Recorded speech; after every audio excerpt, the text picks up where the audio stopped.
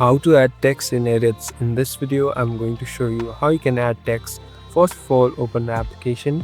Now here in the middle, you can see this project icon. Simply tap on this project icon. So here you can open any of the older project or even create a new project. Here I'm creating an older project. Here you'll be able to see this text option on the bottom. Simply tap on this text option.